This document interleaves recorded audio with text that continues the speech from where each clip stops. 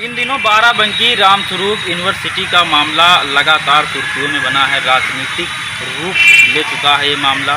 अगर बात की जाए आखिर ये दंगा फसाद क्यों हुआ, क्योंकि जो एलएलबी के छात्र थे वो शांतिपूर्वक ढंग से अपनी मांगों को लेकर के प्रदर्शन कर रहे थे। लेकिन अगर बात की जाए पुलिस प्रशासन की, तो पुलिस प्रशासन इस तरीके से क्यों लाठीचार्ज किया जिससे लगभग 25 से ज़्यादा छात्र घायल हुए और घायलों को भर्ती कराया गया है। ये बहुत बड़े सवाल हैं। इस मामले को अगर गंभीरता से देखा जाए तो मुख्यमंत्री जी ने भी इस प्रकरण में संज्ञान लिया है और विधिक कार्रवाई करने की मांग की आदेश दिया है।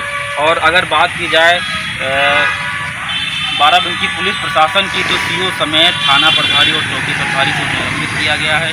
कुछ पुलिसकर्मियों को कुछ पुलिसकर्मी साथ में थे उनको लाइन हाजिर भी किया गया है। ये जो रामस्वरूप यूनिवर्सिटी का मामला है वो बहुत ही तूल पकड़ता नजर आ रहा है। अयोध्या आईजी के द्वारा इस प्रकरण में जांच की जा रही है। क्या मामला निकल के सामने आएगा ये आप रिपोर्ट में देखिए। छात्र थे वो रामस्वरूप यूनिवर्सिटी पे गंभीर आरोप लगाते हुए उनकी मांगे थी कि जो रामस्वरूप यूनिवर्सिटी है, एलएलबी न्यायिक जो परीक्षाएं हो रही थी, जो बच्चे पास हुए थे उनकी जो डिग्री थी उन डिग्रियों को फर्जी बता करके वो, क्योंकि छात्रों का कहना है, एलएलबी के जो छात्र थे उनका कहना ये था कि जो कॉलेज है वो फर्जी डिग्री देता था, क्योंकि एलएलबी की जो न्यायिक परीक्षाएँ हो रही थी उस कॉलेज को मान्यता नहीं मिली। तो ये बड़ा सवाल है, आखिर इन मांगों को लेकर के एलएलबी छात्रों ने जो विरोध प्रदर्शन किया उनकी मांगे एकदम सही थी, स्पष्ट थी। और उसके बाद ये मामला तूल कहाँ पकड़ा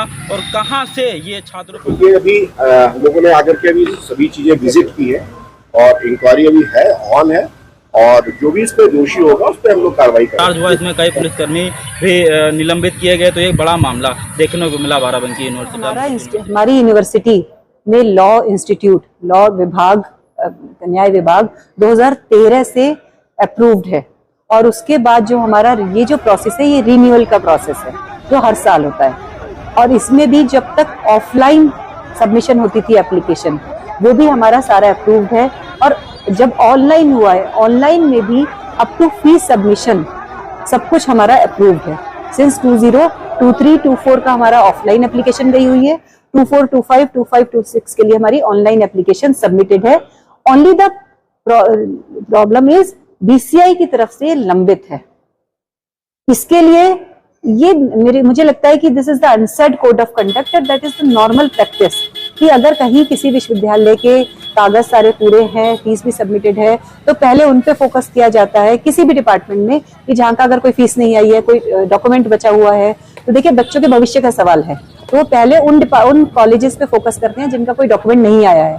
क्योंकि अगर डॉक्यूमेंट नहीं आया है तो वाकई उनकी जो मान्यता है वो खतरे में है। हमारी मान्यता खतरे में नहीं है क्योंकि हमारे सारे डॉक्यूमेंट सही सबमिटेड है, हमारी अगले 2 साल तक की रिन्यूअल फीस सबमिटेड है। तो सीधी सी बात है, कोई भी सरकारी विभाग बच्चों के भविष्य को देखते हुए पहले उन डिपार्टमेंट, उन कॉलेजेस पर, उन यूनिवर्सिटीज पे फोकस करता है जिनमें कहीं कोई विसंगति है।